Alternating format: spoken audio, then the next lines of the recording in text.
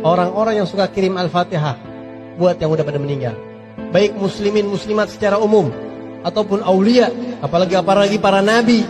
Kata Habib Zain bin Smith, orang yang suka kirim Fatihah buat yang udah meninggal, baik itu orang tuanya, mukminin mukminat, aulia, lewat kuburan biasain assalamualaikum ya ahlul kubur, Allahumma ighfir lahum warhamhum wa'afihim, Fatihah, biasain begitu. Orang yang model kayak begini, nanti kalau ajalnya datang dan dia meninggal dunia, dia akan disambut di alam barzakh, dan orang-orang yang di alam barzakh udah kenalin dia, bakal ngenalin dia. Kenapa? Bakal dibilang ahlan wa sahlan, kiriman ente nyampe mulu. Ente bukan orang lain. Disambut Pak di alam barzakh. Tapi orang yang kagak pernah ziarah kubur, nggak pernah doain orang-orang meninggal dunia, wala hadir hol wala ziarah, mati, asing dia. Kayak datang ke kampung orang yang kagak ada yang kenal. Kita udah bikin contoh, kalau kita nih suka orang Palestina, sering kita kirimin donasi kan dari Indonesia ya. Orang Palestina tuh kan paling banyak dari mana bantuan? Indonesia, sampai ada rumah sakit Indonesia di jalur Gaza tuh. Kira-kira Pak, kalau orang Indonesia suka ngirimin bantuan ke sono, biar kata mereka yang ngelihat kita nih, satu waktu kita datang ke Palestina, pengen tahu, tanya, dari mana ente? Indonesia, disambut gak kira-kira? Masya Allah, kiriman ente banyak banget, Allah. Apalagi para wali kenal. Ya, jadi ini hall nih, wah, orang-orang pilihan.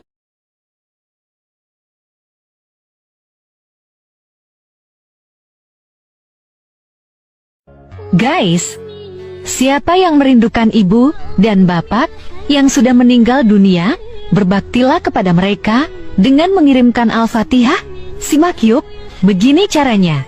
Kirimkanlah surah Al-Fatihah kepada kedua orang tua kita yang sudah meninggal dunia. Caranya seperti ini. Khususon ila ruhi abi, sebut nama bapak kita. Misalnya Malik bin Umar. Baca doa ini.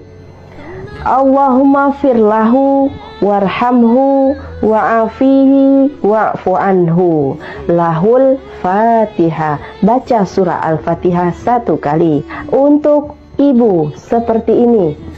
Khususon ila ruhi ummi, sebut nama ibu kita, misalnya Siti binti Umar. Lalu baca doa ini. Allahumma firlaha warhamha wa'afiha wa'fu anha, lahal Fatihah. Baca surah Al-Fatihah 1 kali.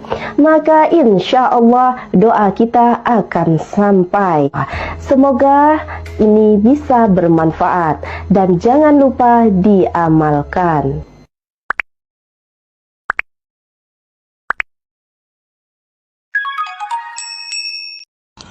Orang yang suka mengirim Al-Fatihah untuk orang yang telah meninggal, baik itu orang tuanya, kepada muslimin dan muslimat secara umum, apalagi kepada para nabi, dan apabila lewat kuburan membaca Assalamualaikum ya ahlal kubur, lalu membaca Al-Fatihah, kata Habib Zain bin Smith, nanti ketika dia meninggal dunia, dia akan disambut di alam barzakh, dan orang-orang di alam barzakh telah mengenalinya, dan kata mereka ahlan wa sahlan, kiriman Al-Fatihahnya telah sampai kepada kami. Tetapi kalau orang yang tidak pernah melakukannya, begitu dia meninggal, dia bagaikan orang asing.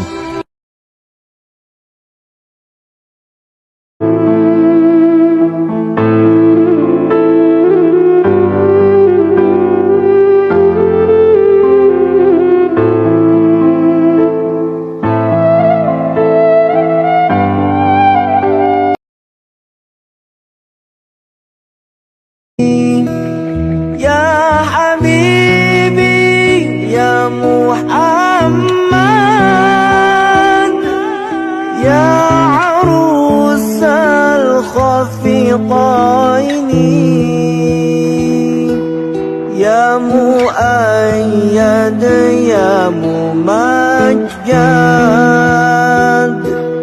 ya imam al-qiblataini, sallallahu ala Muhammad Muhammad.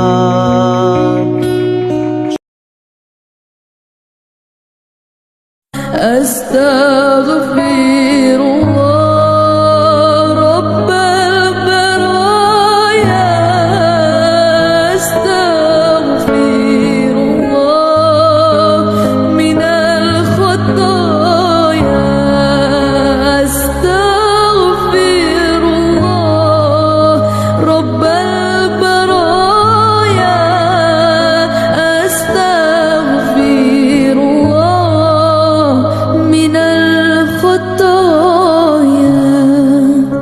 Rabbi zidni ilman nafi'an warzuqni amalan maqbulan wa habli rizqan wasi'an wa tub alaina taubatan nasuha, wa tub alaina taubatan nasuha.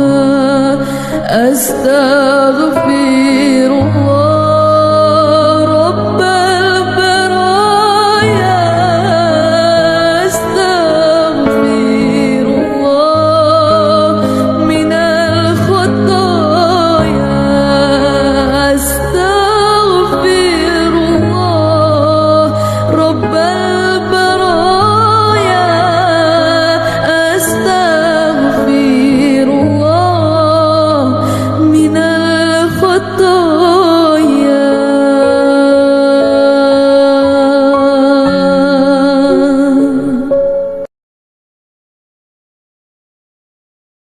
Coba biasakan membaca zikir ini 3 kali sebelum tidur, karena kelebihannya sangatlah dahsyat guys.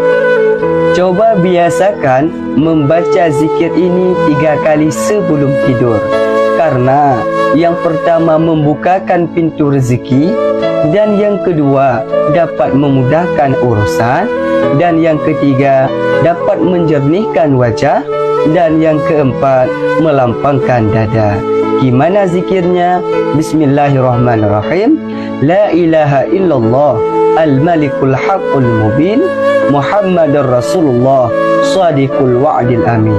Tunggu apa lagi? Malam Tarwiyah, malam Selasa, malam Arafah, malam Rebu.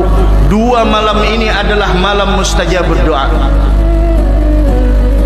2 malam ini adalah 2 malam yang mana kita dianjurkan untuk menghidupkannya. Malam Tarwiyah, malam ke-8 daripada bulan Dzulhijjah, malam Arafah, malam ke-9. Untuk tahun ini malam Selasa dan malam Rabu. Ini 2 malam ini. 2 malam adalah 2 malam yang agung, 2 malam yang mulia, yang mana kita dianjurkan untuk menghidupkan dan memperbanyak doa di dalamnya. Kalau hendak puasa, bagus. Puasa sunnah Tarwiyah, puasa sunnah Arafah. Amun kada tahan Tarwiyah lawan Arafah, Arafah barang. Hari ke-9, hari Rabu. Apa pahala bagi orang yang puasa di hari Arafah? Pahala bagi orang yang berpuasa di hari Arafah di antaranya adalah bahwa puasa di hari Arafah, Allah memberikan keampunan baginya dari 1 tahun dosa yang telah lalu dan menjadi penebus 1 tahun dosa yang akan datang. 2 tahun dia. Apa amalannya hari Arafah? Nih amalan hari Arafah nang hendak ma'amalakan. Di antaranya adalah Abdullah bin Abbas meriwayatkan, man qara'a surat al-ikhlasi alfa marratin yawma Arafah. Siapa nang membaca surat al-ikhlas di hari Arafah 1000 kali. 1000 kali. Bujur aja ke guru barisnya aja. Kalau 100 saja guru aja. 1000 bujurna alfa marrahna, 1000 kali surat Al-Ikhlas. Apa keistimewaannya? Tiya masa'al. Apapun yang inya minta diberi oleh Allah. Satu. Kemudian lagi diantaranya yang dianjurkan di hari Arafah, sebagaimana Rasul mengatakan afdalud doa, doa yang paling istimewa di hari Arafah, wa afdalu ma qultu ana wan nabiyyuna min qabli, dan kalimat yang paling istimewa yang pernah aku ucapkan dan nabi-nabi sebelumnya pun mengucapkan, yaitu adalah la ilaha illallah wahdahu la syarikalah, lahul mulku wa lahul hamdu wa huwa ala kulli syai'in qadir. Ada la ilaha illallah wahdahu la syarikalah, lahul mulku wa lahul hamdu wa huwa ala kulli syai'in qadir. Di hari Arafah sebanyak-banyaknya surat Al-Ikhlas 1000 kali dalam keadaan puasa pula. Masya Allah, ini Syekh Seman puasa sunnah sidin merutinkannya. Mudahan kau ma'amalakan insyaallah. Alam قلبي المتيم كلما صلى عليك وسلم ذاق السعادة مغرما يا سيدي.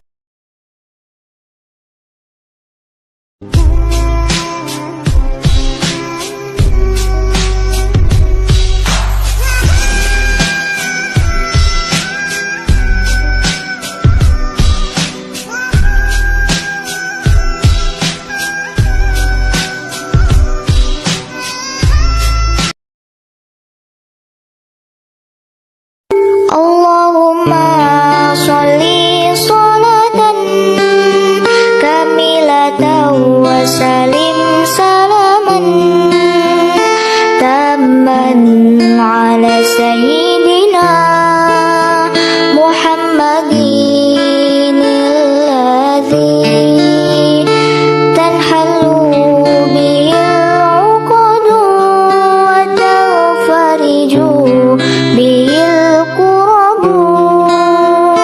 وتقضى به الحوائج وتنال به الرغائب.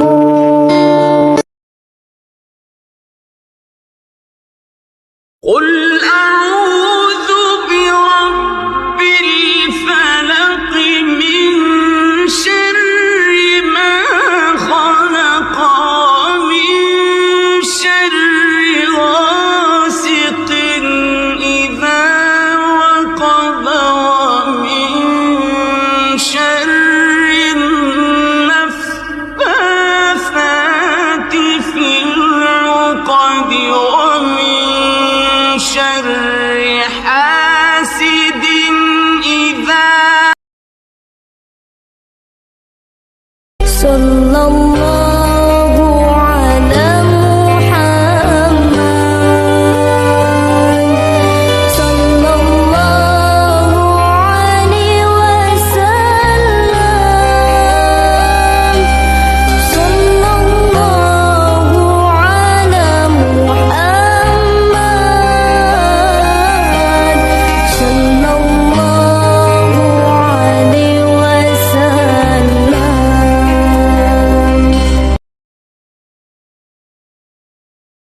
Selawat Jibril niku paling populer di kalangan para kiai, nggih. Selawat Jibril niku sallallahu alaihi Muhammad niku ala-ala jenengan waca sak dodokan ngoten ping 1000 mboten ngantek setengah jam pun bar. Nggih. Pun nate nglakoni napa dereng? Lah nek dereng mungkin nek tahajud jenengan maca niku ping 1000 ngantek teko subuh mungkin terus subuhan ngoten lho. Nggih. Pun toh saman waca saestu. Nggih. Niku insyaallah nek jenengan waca ajeg, jenengan waca ajeg sak niku gak tau telat dhuwit niku mungkin insyaallah. Nggih. Sak niku pun tau telat dhuwit. Dawuhipun Mbah Yai Makhrus kula mbiyen teng Lirboyo dipun dawuhi, "Cah, kowe besok nek pengen mulih sakmu gak telat dhuwit ngono.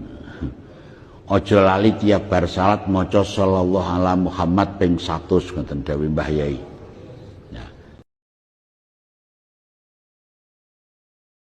Istighfar itu fungsinya bukan hanya untuk menghapus dosa. Bukan hanya itu. Bukan hanya urusannya itu akhirat toh dalam istighfar. Tapi istighfar itu mencakup semuanya. Rizki seret mau lancar. Punya kesumpekan, keresahan.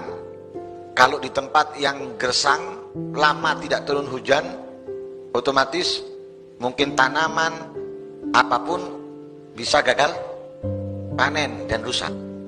Jadi masalah yang ada dalam kehidupan kita ini, apapun itu solusinya utamanya itu satu di antara dua, antara istighfar atau salawat kepada Nabi Muhammad. Wes, masalah apa ini? Saya punya masalah apa coba kita? Dagangan ini ndak laris. Akeo istighfar atau akeo salawat laris. Kalau salawatnya atau istighfarnya beneran laris. Baca 3 qul di saat mau tidur.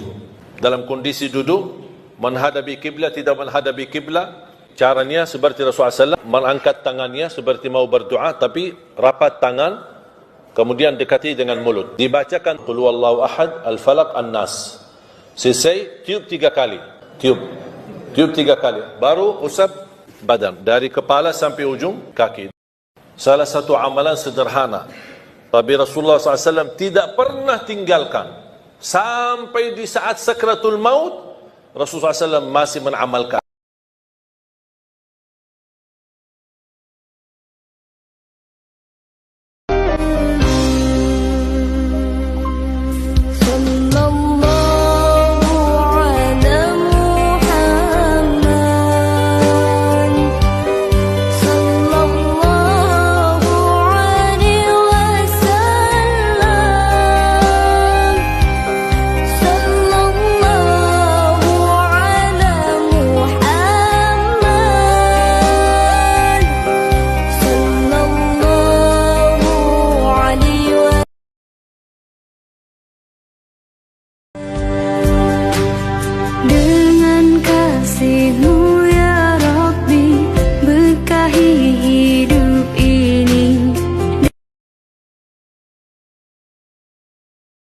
Malam Tarwiyah, malam Selasa. Malam Arafah, malam Rebu. 2 malam ini adalah malam mustajab berdoa. 2 malam ini adalah 2 malam yang mana kita dianjurkan untuk menghidupkannya. Malam Tarwiyah, malam ke-8 daripada bulan Dzulhijjah, malam Arafah, malam ke-9. Untuk tahun ini, malam Selasa dan malam Rabu. Ini 2 malam ini. 2 malam adalah 2 malam yang agung, 2 malam yang mulia, yang mana kita dianjurkan untuk menghidupkan dan memperbanyak doa di dalamnya. Kalau hendak puasa, bagus. Puasa sunnah Tarwiyah, puasa sunnah Arafah. Amun kada tahan Tarwiyah lawan Arafah, Arafah berang. Hari ke-9, hari Rabu. Apa pahala bagi orang yang puasa di hari Arafah? Pahala bagi orang yang berpuasa di hari Arafah, di antaranya adalah bahwa puasa di hari Arafah, Allah memberikan keampunan baginya dari 1 tahun dosa yang telah lalu dan menjadi penebus 1 tahun dosa yang akan datang. 2 tahun diampuni. Apa amalannya hari Arafah? Nih amalan hari Arafah nang hendak ma'amalakan. Di antaranya adalah Abdullah bin Abbas meriwayatkan, man qara'a surat al-ikhlasi alfa marratin yawma Arafah. Siapa nang membaca surat al-ikhlas di hari Arafah 1000 kali. 1000 kali. Bujur aja kak guru baris saja. Kalau 100 saja guru aja. 1000 bujurna alfa marrahna. 1000 kali surat al-ikhlas. Apa keistimewaannya? Oh, tiya masa'al. Apapun yang inya minta diberi oleh Allah. 1. Kemudian lagi di antaranya yang dianjurkan di hari Arafah, sebagaimana Rasul mengatakan, afdalud du'a, doa yang paling istimewa di hari Arafah, wa afdalu ma qultu ana wan nabiyyuna min qabli, dan kalimat yang paling istimewa yang pernah aku ucapkan dan nabi-nabi sebelumnya pun mengucapkan, yaitu adalah la ilaha illallah wahdahu la syarikalah lahul mulku wa lahul hamdu wa huwa ala kulli syai'in qadir. Ada la ilaha illallah wahdahu la syarikalah lahul mulku wa lahul hamdu wa huwa ala kulli syai'in. Apakah sholat taubat boleh dilaksanakan setiap malam sebelum tahajud? Mantap. Nanti malam begitu bangun mandi. Bagus mandi malam itu. Katanya memang di malam rematik. Dari habis maghrib ke jam 1 itu bisa rematik. Tapi dari jam 1 ke subuh bagus. Terapi mandi malam. Segar, sehat. Mandi malam. Mandi. Habis mandi, bersih semua. Ambil parfum no alkohol. Sapukan ke tangan, ke leher. Malaikat rahmat suka mendekati orang yang harum-harum. Turun dia mendekati. Innal malaikata tata'adza, malaikat tersakiti mencium bau. Itu makanya Nabi melarang orang makan jengkol, melarang orang makan bawang putih, bawang merah ke masjid. Terganggu terganggu malaikat. Pertama solat sunat wudu, usolli sunnatal wudu. Habis itu solat sunat taubat. Habis itu solat sunat hajat. Habis itu solat sunat tahajud. Jangan witir lagi, karena udah witir di masjid. Tak boleh 2 kali witir dalam semalam. Ayatnya Pak Ustaz, apa ayat paling panjang yang kau hafal? Wal asri Pak Ustaz. Yang kedua, inna a'tayna Pak Ustaz. Biar tahu saya mengagak-agaknya. Habis itu kuliah. Habis itu kulhu. Habis itu trikul dulu Pak Ustaz. Kuliah kulhu.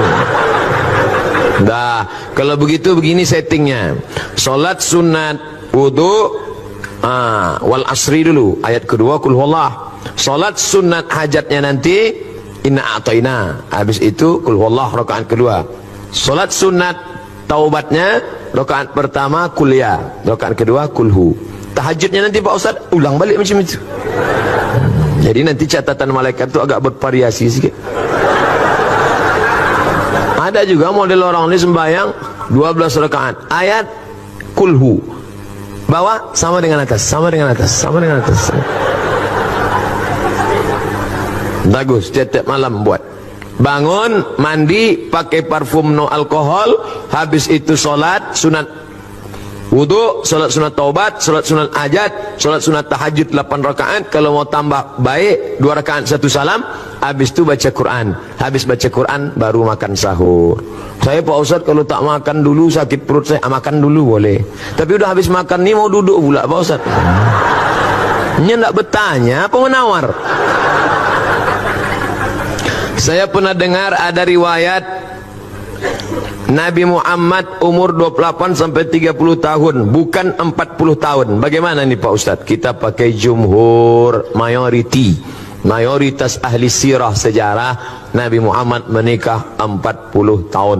Arba'una sanah, sekitar 40 tahun. Ada yang pandai menghitung detail pakai ilmu falak, astronomi, kata dia 38. Terserah dia, saya ikut 40 kan lebih selamat.